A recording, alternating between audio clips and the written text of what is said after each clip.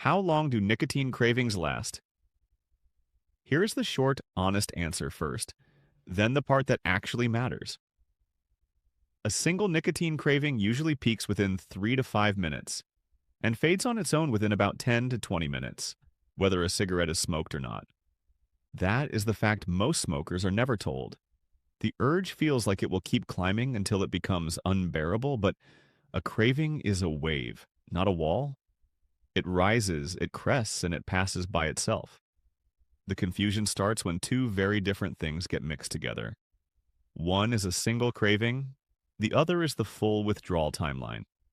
A single craving is short. The overall withdrawal process is longer, and knowing the difference changes everything about how a person quits. Here's the timeline backed by addiction research. Physical nicotine withdrawal tends to begin within a few hours of the last cigarette. It builds over the first 2 to 3 days, and for most people it peaks around day 3. That peak is exactly when most quit attempts collapse, not because the person is weak, but because nobody warned them the worst day was coming, so they assume it will only get harder from there. It does not. After that peak, the physical symptoms ease steadily, and the bulk of physical withdrawal is gone within 2 to 4 weeks. So why do some people still feel pulled toward a cigarette months later? Because that later pull is not physical anymore. It is psychological. It is the brain firing off an old habit loop. Your morning coffee, a stressful email, a drink with friends, the exact moments that used to come paired with a cigarette. Those cue-based cravings can show up for months. But here is the encouraging part. They get shorter, weaker, and further apart over time, and every single one you let pass without smoking makes the next one easier to ignore. You are not fighting them forever.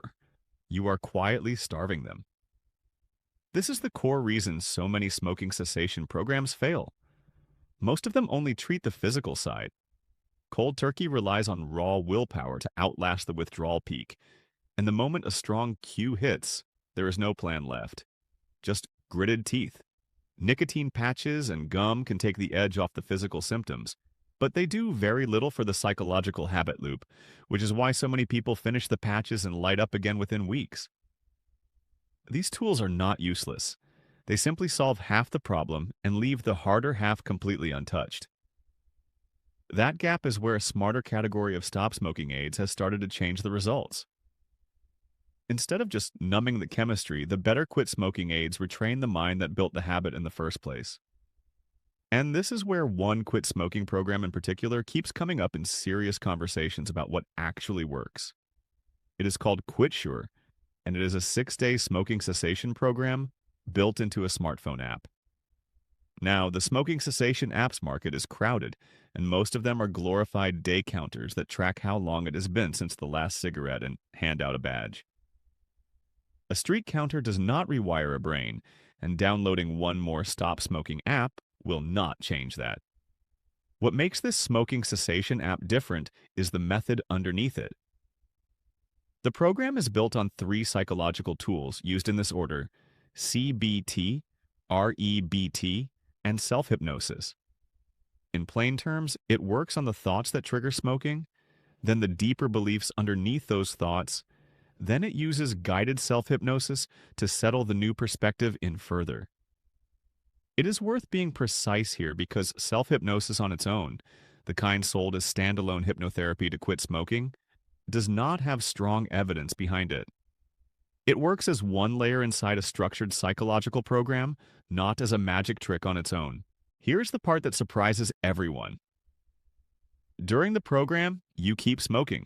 You continue smoking during the program on your normal schedule for the first several days.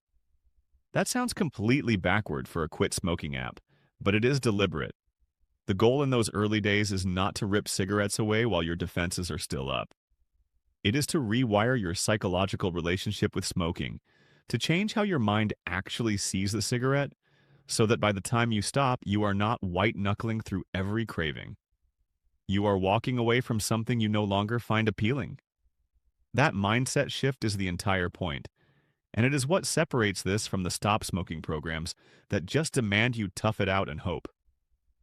The app also gives you 24/7 chat support with a psychologist, so when a hard moment hits at 2 in the morning, There is an actual trained person to talk to, not an automated bot. And there is an in-app community of current smokers and ex-smokers moving through the same 6 days at the same time, which matters far more than people expect, because quitting in isolation is one of the fastest routes back to relapse. Now, for the part that should always come with proof because anyone can claim anything online. The results behind this app are not marketing fluff. They come from peer-reviewed research published in a JMIR journal, and the headline figure is an 80.1% success rate among program completers. Read that carefully. It says among program completers, meaning the people who actually finished the 6 days. That qualifier is not a loophole, it is honesty. No program on earth can help someone who downloads it and never opens it. The app has been downloaded over 3 million times, and it was created by a team of Stanford, IIT, and IIM alumni, which is a long way of saying serious people built it on real behavioral science. Not a weekend marketing idea. A fair word of caution because honesty cuts both ways. This is not the same as a prescription drug that has passed large head-to-head trials. The research here is strong for what it is, but it is single-group evidence, so treat it as well-supported, not as an ironclad guarantee. So back to the question that started all of this. How long do nicotine cravings last? The single craving sitting in front of you right now lasts only a few minutes. The physical withdrawal lasts a few weeks.